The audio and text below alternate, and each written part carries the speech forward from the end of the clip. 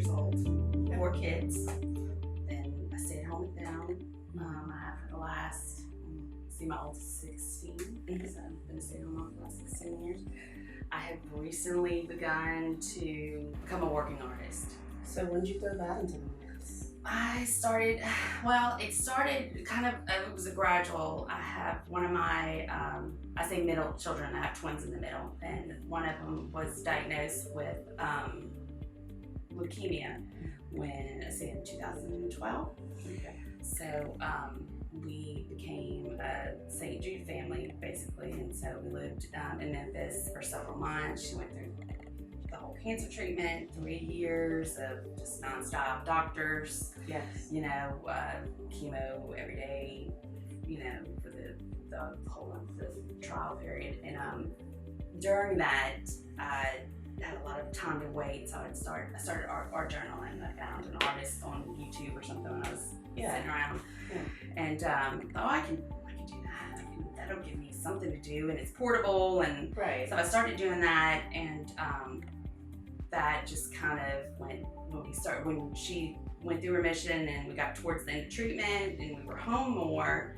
I made my closet, took all my clothes out of my closet, made it a little studio. My husband made it a little studio, and it went from the pages to smaller canvases. And I grew out of that. Right. And then we moved into the dining room, and then started to run out of wall space. Right. And my kids, my husband were like, well, why don't you try selling some of these? That makes sense. And I was like, were you ready?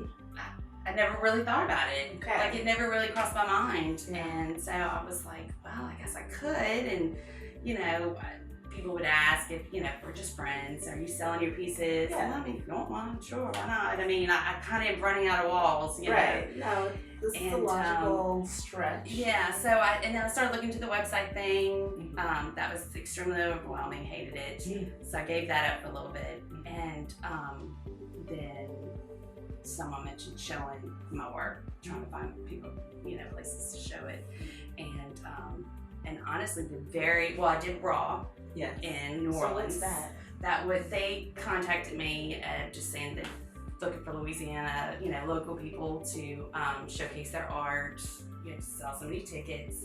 And it's like a big bazaar is what it is. It's like one night, it's a big bazaar, all different types of artists, performers, and you basically set up an indoor.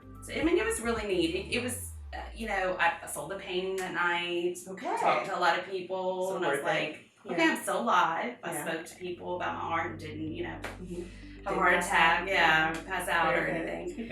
And then showing up. But then it just stopped. I decided I wasn't gonna do anything, so I just kept making more art and and then I discovered Stabbed in the Art. Yeah. That was the next time I showed one piece when for the second one when it came back around. Well, for me it was new because I'd never heard of it before. And so what's Stabbed in the Art? So Stabbed in the Art, local artists. It was really neat when I found it because there was no pressure. It was like, show up, bring your art, enjoy. And I was like, oh, I can totally do that. Right. So when I got there, at the time, I had no clue what I was walking into, but that's exactly what it is. Local artists, no pressure, no agenda. Hang your pieces, enjoy yourself, let people ooh and ah over it. Maybe sell. It's been really good because I've done several of them and I've met some really cool people. Now, if I were a brand new artist, would your path be something that you would encourage for someone else? I mean, it's just each his own. I would encourage it, yes, but then at the same time, I wouldn't. If someone just wanted to create, just strictly just keep stacking them up, by all means, because if I didn't sell one piece for the rest of my life, I wouldn't stop creating art of any kind. So, it's definitely not for the faint of heart. Right.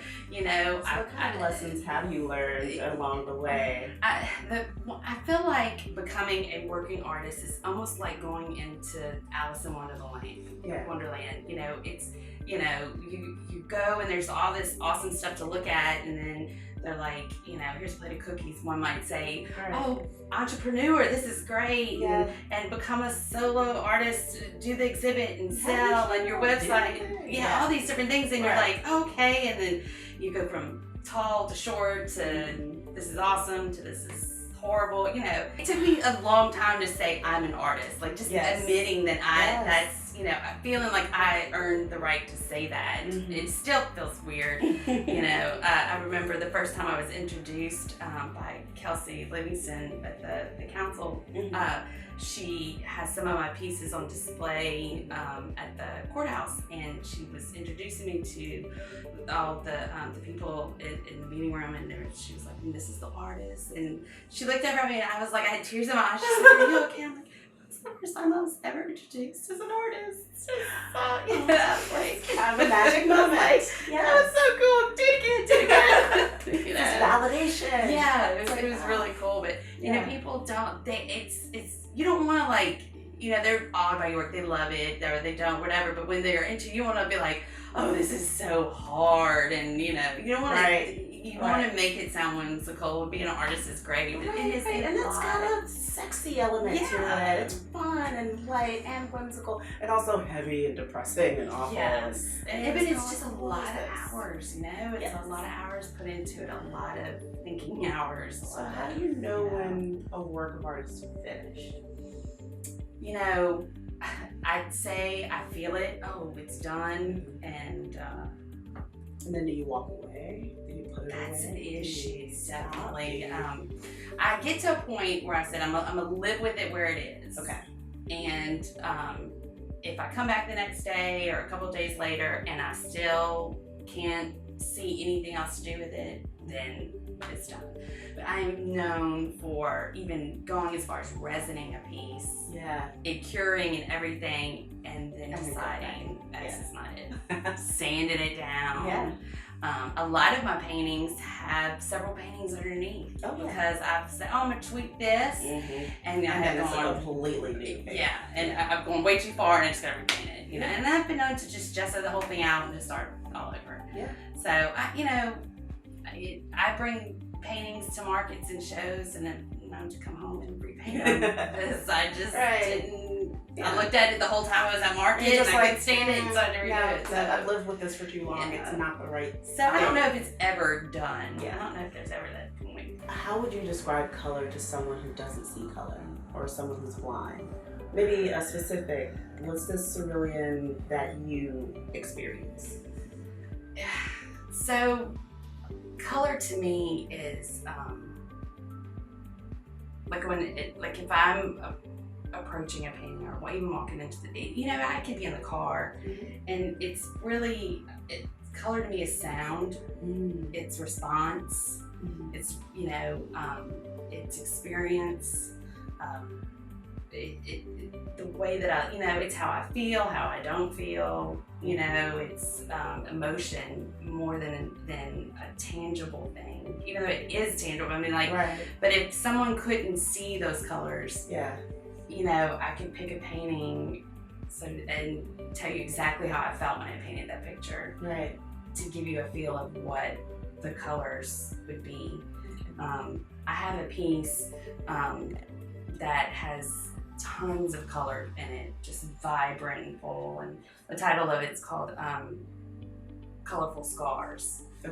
And that was during that time, there was a tragedy that happened, and instead of focusing on the actual tragedy, I really wanted to focus on the person that was in the middle of the tragedy, and that, and just how beautiful that person was. And that's how it came out in all these multicolored, forms, and it's just bright, it's hot colors. It's, there's, they have those different whites. There's a cold white that you think of winter, and then there's the warmer white. I think of icing, like white icing. I don't know. I like that. But that's, you know, to me, it's more of an emotion and a response to life than anything. What inspires you to make another painting? To do something that hasn't been created before? Like what's your motivating force? There really is so many. It's sometimes it could be sheer boredom of what's going on. Right. Like I just want to go push some paint around. Sometimes it's just I want to see what happens. Well, what if I do this? What will happen if I do that? But I have a lot of inspiration around me. I live with artists. My husband's a musician. My daughter plays music, and she's an artist, a phenomenal realist artist, so completely different than what I do. Right. So and she's only 16, so it's very inspiring to watch someone so young know exactly. Do you ever collaborate? We have and we critique each other. Absolutely. And we're very honest with each other. As you should be. And it's and it really, she pushes me a lot. Yeah. So what's your metric of success? I don't think I have like a steady, metric, because even if I didn't sell or get into a gallery or my work ever left Baton Rouge, I would still continue to do it. Yeah. So it's not a matter, all this other stuff is lining up. Yeah. Every time I sell one painting, it is just extra. Like, not extra because I don't need the money. I mean, I have kids. Everybody needs a little extra. Yeah, but it's just nice that someone else can enjoy it. It's, my success, I can name all these black and white things of, I'd love to, I would love to be gallery represented, or I would love to have a solo show. I'd love to have my name, in a actually have a catalog, of my work and all these things. Yeah. But if it doesn't happen, it doesn't happen. It's okay. I'm still gonna paint. I'm still in the studio. I mean, it's just is what it is. Okay. And I'm okay with that. How do you start your paintings? It kind of varies. Nothing is ever planned. Okay.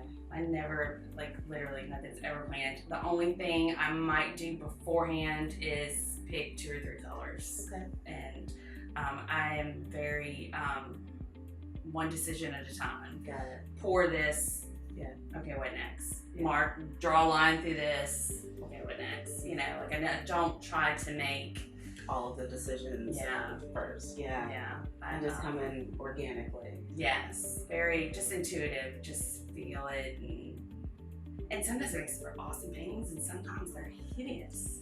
I mean, I think that's why I enjoy abstract so much.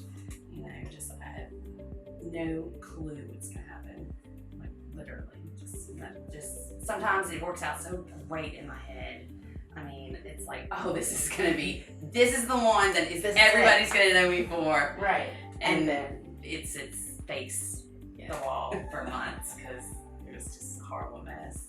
So how do you separate those surfaces and that way of thinking, this is what goes on paper and this is what goes on canvas? I don't know. It was kind of like a natural thing. Like my journals were more of, I don't write, journal style words, so I do the drawings and the collaging, and that all seemed so personal to me, so it just stayed in the book. Got it. But then when it came to the canvas, and I had so much more room to work, it just felt more natural to just play with the paint and the marks. And you start to learn, oh, this is what I do when I have that range of motion. Yes. And I can move. This is what. Yes, because I'm very physical when I paint. Like, I don't ever paint. In fact, I have no idea why I have a chair in here. I bought it because I thought it was cool. Yeah. It never gets used. It goes with the desk. It holds stuff, other than me. Yeah. And I just I never sit. If I do sit, it's on the ground because I need to let things move around or something. But I don't ever stop. a lot of times I dance in between paintings, and I'm just constantly moving. So by the time I'm done, if I've been painting for several hours, I feel like I've worked out. Like I'm right. You know, like it's sometimes a I'm huge physical and very physical about it. Why art? Why art? Why not art? Really? Like I discovered art very late in life. I mean, I always knew it was there. Yeah. You know, I wasn't really a kid or a young girl would be a kid with the way that my life was. So I never had that playtime as much, just because of circumstances. Yeah. And then having kids and watching them be kids. Yeah. And watching them, create things. And I've got boxes and boxes of things they created for me. And I think, they're so proud of it. And so when I started the journaling and they were like, "Oh, that's so cool, Mom." I was like, "Oh, that's what I do to them." I give them these compliments, and it felt good. And I was like, and they're the only ones that ever see my journals, So, and it was just, I thought, this is really cool. Why have I not done this before? Why did I wait so long? It's all in God's time, the universe, whatever you want to call it. It's I don't think I could have appreciated it earlier in life. I went to school, I graduated college and in marketing, and that's what I did. I don't think I would have appreciated the arts as much as it's like those students that go back to college later in life. They always are the best students. They are. I know what they're there for. Yeah, the non-traditional students. And be like, "Oh, she A's. How is she doing this?" And it's like, but she appreciates, or he appreciates that moment because they know how precious it is. They respect the work that went into getting to be that person. And it being so fragile, like you can have it, not have it, and they understand that. And I think that's why art is so dear to me now. Is I understand, being through almost losing a child, and it's things. There's some things are just not important, but there are things in this world that you really need to hold on to, and creating is one of those things. I mean, that's, to me, if you ask why were we put here on earth, whether you believe the Bible or not, the very first thing it says is God created. I mean, the word create is actually like the second word, and I'm like, that's so cool. I mean, God can create, and we must, and it's like, and there is that feeling of, whether I make something that, there's nothing new under the sun. I mean, everybody's done it before. But there's always, it's like, but there's new people here. Exactly. And there's always someone that hasn't seen it. And but it's the feeling of knowing that I took this blank piece of paper or this blank canvas, and now there's something there. And I have an emotional pull to it, which is awesome, cool. But then somebody else has an emotional pull to it. And it's like, that is such a that's a special and it is. Well, thank you so much. This has been a lovely conversation. I'm so happy I get to know you. I know. And I guess all of our viewing audience. We'll see.